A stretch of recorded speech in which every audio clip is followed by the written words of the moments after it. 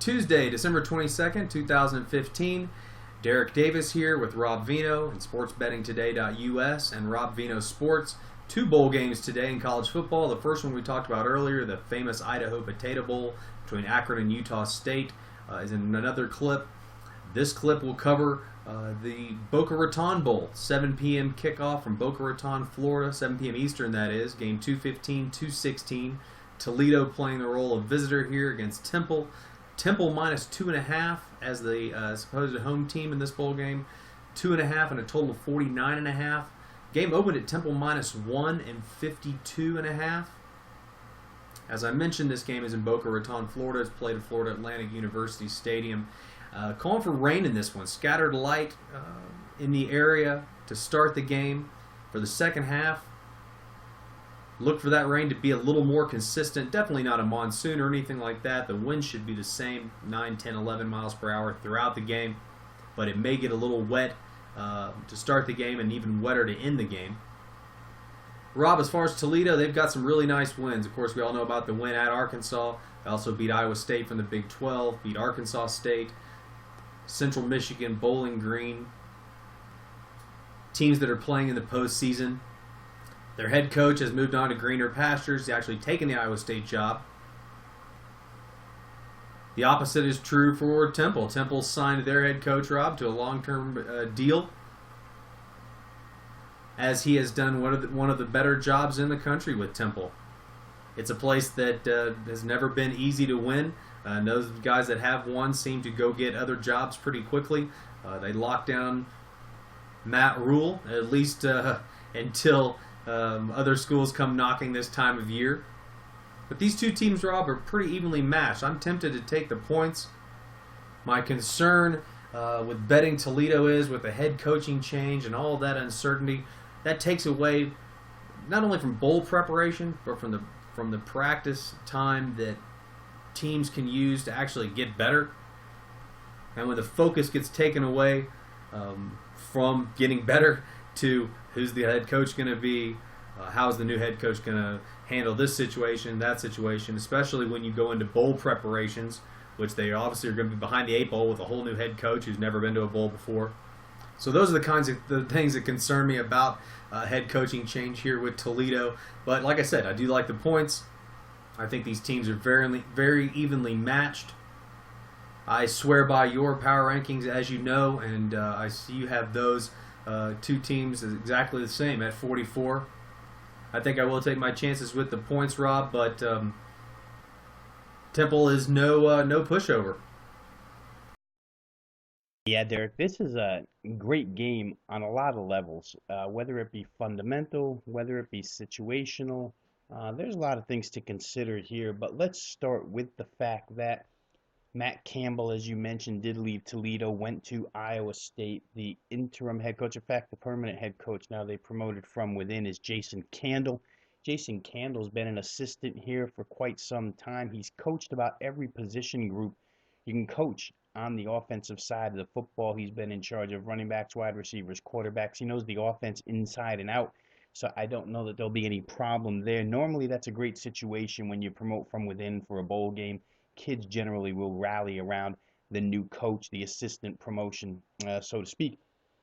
The other side of the coin, I guarantee you Temple's going to rally around Matt Rule for about 7 to 10 days after their final game of the season against Houston, and probably, 7 to 10 days prior, the rumors just swirled about Matt Rule and where he would be going to coach.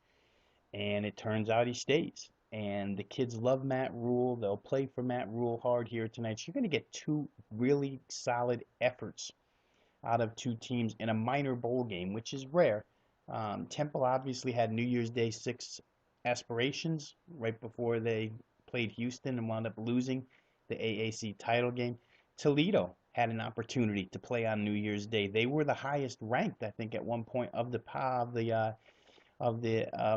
mid-major conferences, but then they lost at the end of the season, so thereby went their chance. But two good teams, two teams that I expect to bring maximum effort, a game that the power ratings rank at pick'em or rate as a pick'em. Let's dig into the fundamentals just a bit here.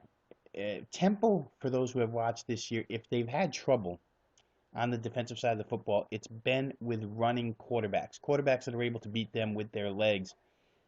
They did a real good job, I thought, in the second half against Greg Ward Jr. First half, it looked like Greg Ward Jr. was going to tear them up. Didn't pan out. Temple kind of put a halt to that in the second half, although he had a couple of big runs. I thought they did a decent job. Against Matt Davis and SMU, another quarterback that can make plays with his legs, they had difficulties. SMU hung 40 on them. I think that in this case, Philip Ely, the quarterback for Toledo, who is better suited to be in the pocket, he's not really a running threat. Temple does better with those types of quarterbacks, even though this Temple offense is as explosive and as diverse as any that Temple has played all season long. Toledo can attack you on the ground with their two-headed monster led by Kareem Hunt, outstanding running back. And they can also get you through the air. Don't forget, Russell's a great receiver out there on the perimeter, so it's going to be a tough cover day for Temple with him. But this game will be won in the trenches. Toledo allowed 4 sacks all season long. Temple, on the defensive side, had 31 quarterback sacks this season. So that shows you a great pass rush against against a really good team at pass protection. If Philip Ely can go untouched, he's going to complete some passes. We'll see how that one goes. I think that, we saw a huge move toward the under in this game, and now it's starting to come back today. We've seen the move up from 48 back to 49.5. It's still off the 52.5 opener, but I think people seeing some semblance of hope in this total getting over. Toledo had difficulties stopping teams at the end of the year. They played real good defense to start the season, but their points allowed towards the end got way up there. Temple's not exactly a quick strike type of offense. They're going to run the football, and they do that well. PJ Walker, the quarterback, is going to do some play action, rollout style passes. They've got some good receivers out there as well. So they can hit you, but they don't really hit you big for those explosive plays. I still would probably lean toward the over in this contest. I think both of these teams have the capability to score some points. Plus, I think that both defenses may force turnovers that either immediately produce or lead to points scored in this game. Toledo's electric on all levels. As good a team offensively as Temple's played all season long. We'll see if they handle them. I didn't play, but once again, I think if I had to, I would play over the 49.5. I think one thing that everybody should keep a lookout for is the second half line. Temple this season has been a dominant second half team.